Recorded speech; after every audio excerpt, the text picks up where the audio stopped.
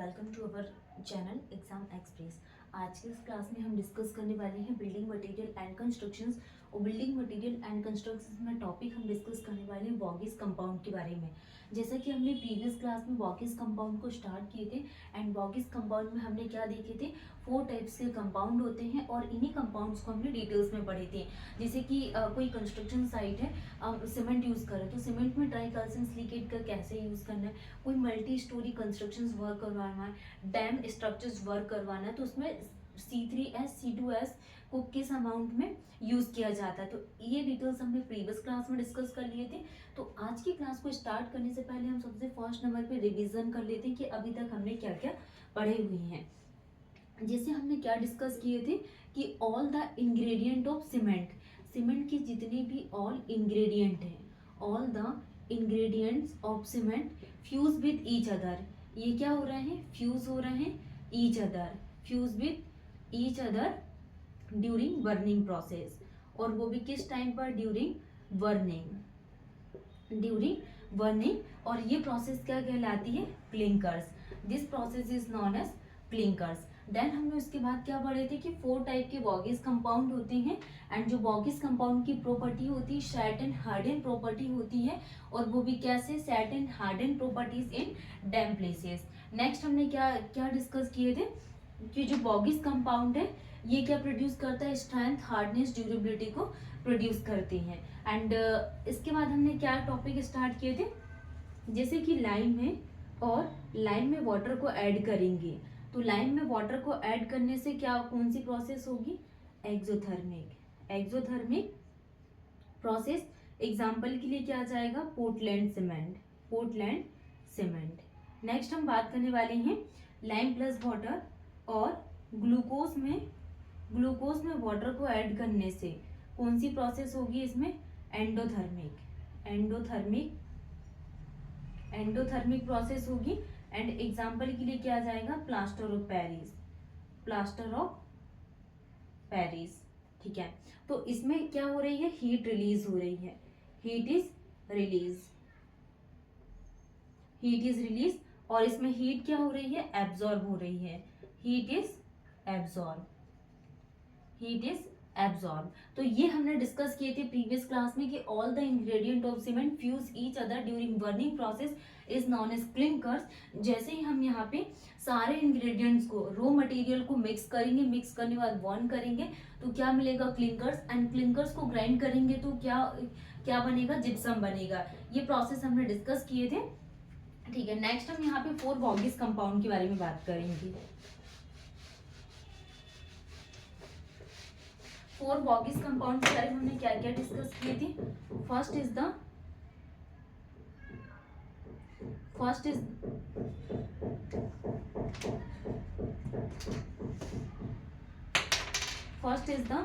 C3S और C3S को क्या बोला जाता है,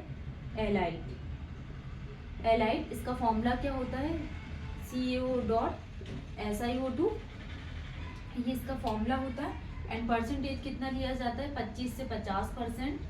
और एक वैल्यू के लिए बात करें ऑन एन एवरेज तो कितनी ली जाती है, 40%। ठीक है, ये आपको ध्यान रखना है, इसका नाम है एलाइट, फॉर्मूला, परसेंटेज इतना लिया जाता है। अब ट्राई कैल्शियम सिलिकेट का काम क्या होता है ये हम आगे डिस्कस करेंगे। नेक्स्ट हम बात करने वाले हैं डाई कैल्शियम सिलिकेट। तो डाई कैल्शियम सिलिकेट का क्या नाम है, इसको क्या बोला जाता है, belite. This is known as belite.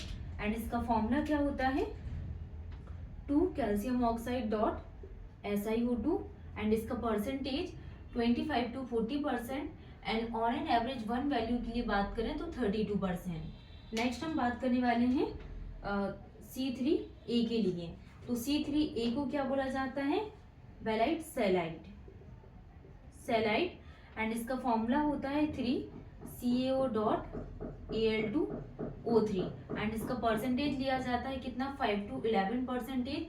And एक वैल्यू कितनी ली जाती है, 10%। नेक्स्ट हम बात करने वाले हैं C4AF के लिए। C4AF का नाम क्या है, फेलाइट। That means 4CaO.Al2O3.Fe2O3। ठीक है। इसका परसेंटेज कितना 8 से 14% लिया जाता है, एक वैल्यू 9%। तो आपको ये 4 कंपाउंड्स ध्यान रखना है। C3S is the alite, C2S is the belite and C3A is the celite and C4A is the felite. इसके फॉर्मुलेस एंड परसेंटेज की कितनी कितनी क्वांटिटी में हम वॉगेस कंपाउंड यूज करते हैं। अब हम बात करने वाले हैं ट्राइकैल्शियम सिलिकेट का क्या वर्क है एंड C2S का। तो सबसे फर्स्ट नंबर पे हम स्टार्ट करने वाले हैं C4AF। C4AF, C4AF, ठीक है। तो C4AF के लिए बात करेंगे हम।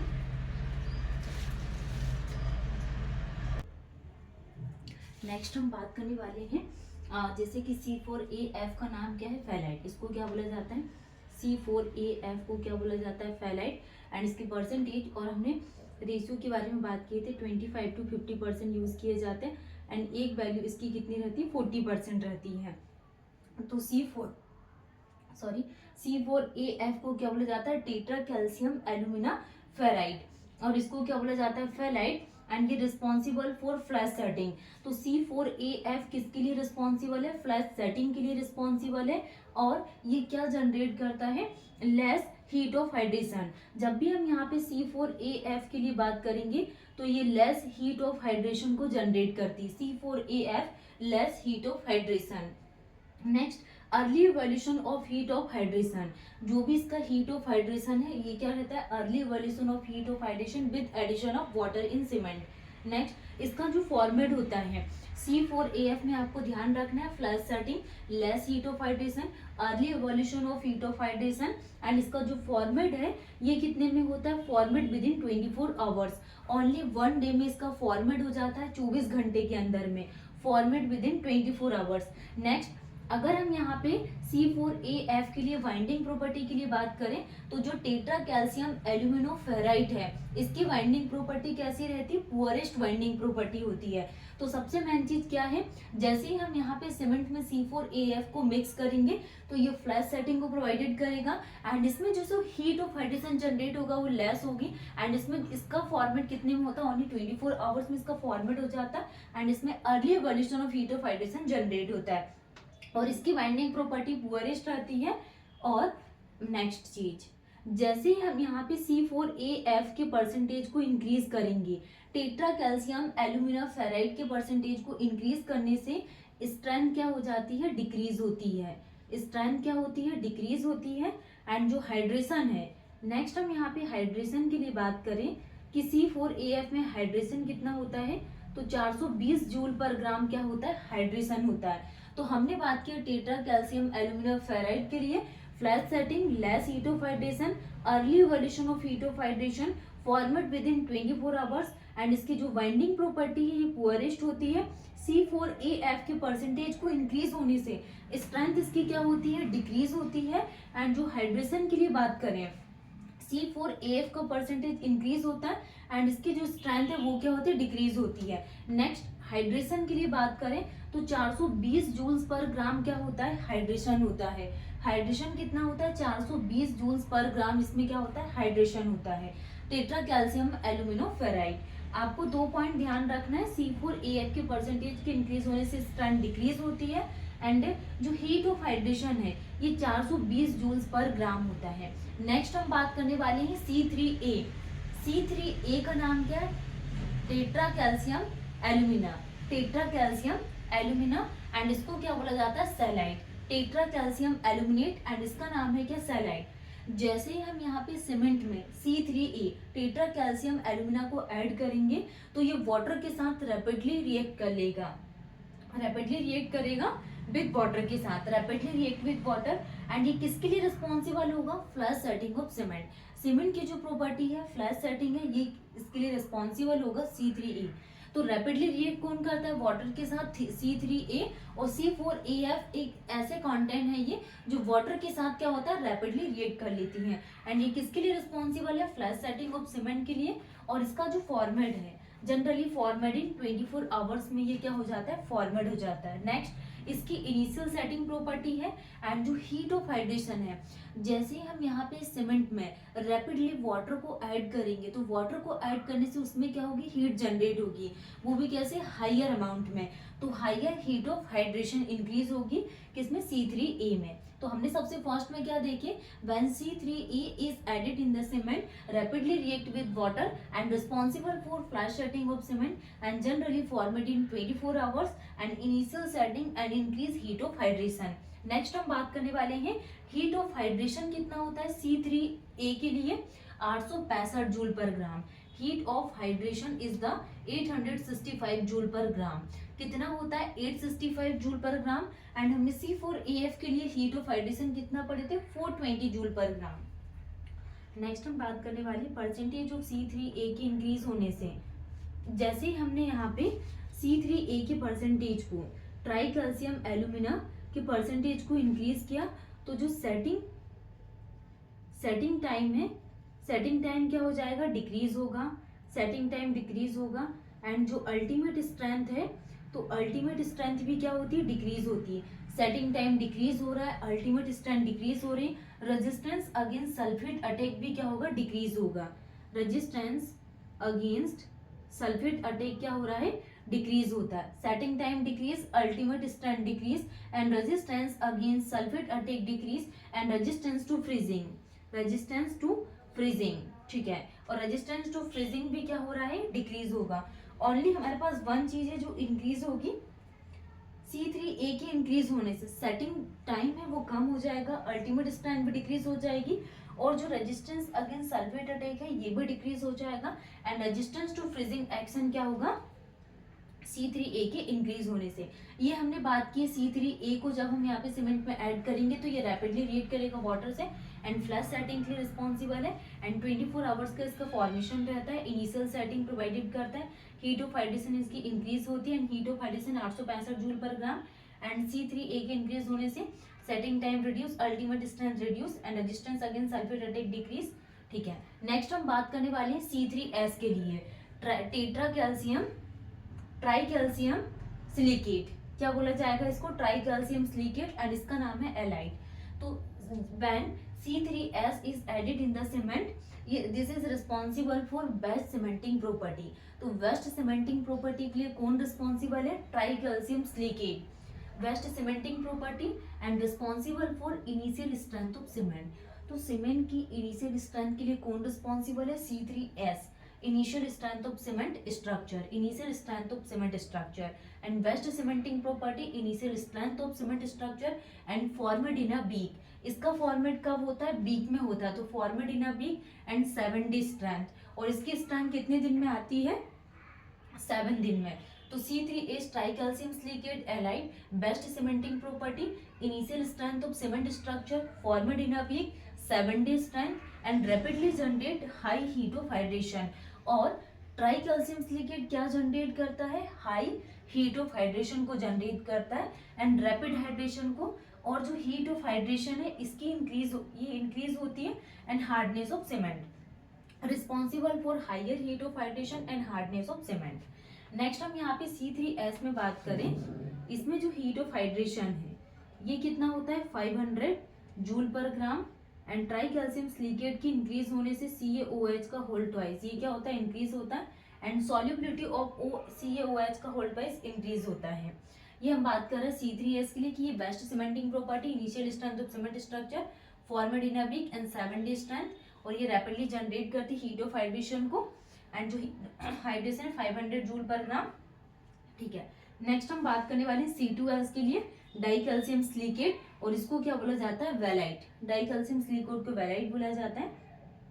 ये किसके लिए रिस्पॉन्सिबल है, प्रोग्रेसिव स्ट्रेंथ ऑफ सीमेंट के लिए रिस्पॉन्सिबल है, प्रोग्रेसिव स्ट्रेंथ ऑफ सीमेंट के लिए रिस्पॉन्सिबल है एंड फॉर्मेट इन 1 year, इसका फॉर्मेट 1 year का होता है and start forming after 7 days 3 weeks। Next जो स्ट्रेंथ ऑफ स्ट्रक्चर है due to C2S is only about 10 to 15% of that due to C3S and ये क्या रिड्यूस करता है, resistance to freezing in the early stage of structure, and ये क्या reduce करता है, reactivity and reduce the early strength और C2S की परसेंटेज की इंक्रीज होने से अर्ली स्ट्रेंथ इसकी क्या होती है, इंक्रीज होती है। तो डाई कैल्शियम सिलिकेट का क्या वर्क है, ये प्रोग्रेसिव स्ट्रेंथ ऑफ सीमेंटली रिस्पॉन्सिबल है, इसका फॉर्मेट 1 ईयर में होता है। एंड जो resistance to freezing in the early stage of structure है, ये रिड्यूस होगा, तो रिएक्टिविटी भी रिड्यूस होगी, और रिएक्टिविटी के रिड्यूस होने से इसकी अर्ली स्ट्रेंथ भी रिड्यूस होगी। एंड C2S की परसेंटेज की इंक्रीज होने से अर्ली स्ट्रेंथ क्या होगी, इसकी इंक्रीज होगी। ठीक है, नेक्स्ट हम बात करने वाले हैं कि रैपिडली रिएक्ट विद वाटर।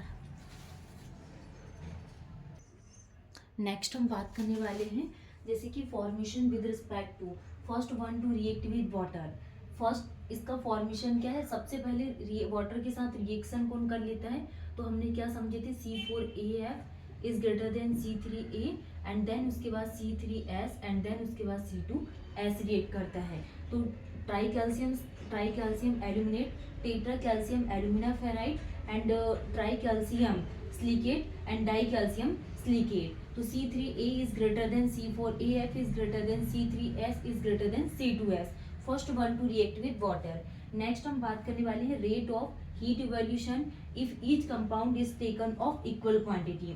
तो अगर हम यहाँ पे हीट इवोल्यूशन की बात करें तो सबसे फर्स्ट नंबर पे try calcium aluminate is greater then die calcium silicate is greater then, sorry ये ट्राई कैल्शियम सिलिकेट है, tri calcium silicate is greater than C4AF is greater then die calcium silicate. तो try calcium aluminate के लिए ये कितनी होती है, 420 joule पर ग्राम, एंड ट्राई कैल्शियम सिलिकेट के लिए, सॉरी ट्राई कैल्शियम एल्यूमिनेट के लिए 865 जूल पर ग्राम, और इसके लिए कितनी आ जाएगी, ये 500, एंड ये 420 और ये 265 जूल पर ग्राम। Rate of heat evolution if each compound is taken of equal quantity.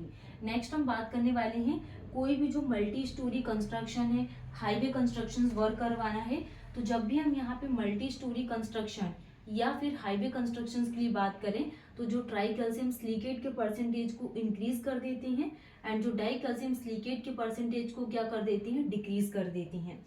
Next हम बात करने वाले हैं मास कॉन्क्रीटिंग वर्क या फिर डैम कंस्ट्रक्शंस के लिए।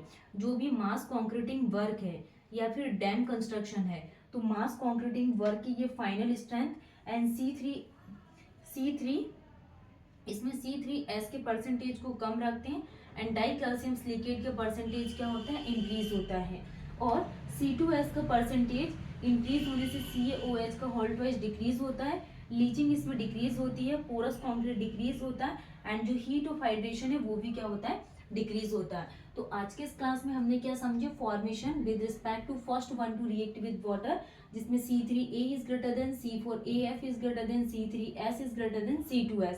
नेक्स्ट हमने क्या देखी कि rate of heat evolution if each compound is taken of equal quantity, तो C3A greater than C3S greater than C4AF greater than C2S। Next हमने मल्टी स्टोरी कंस्ट्रक्शन या हाईवे कंस्ट्रक्शन के लिए बात की कि C3S इंक्रीज होगा, C2S डिक्रीज है, और speedy construction and strength is increase.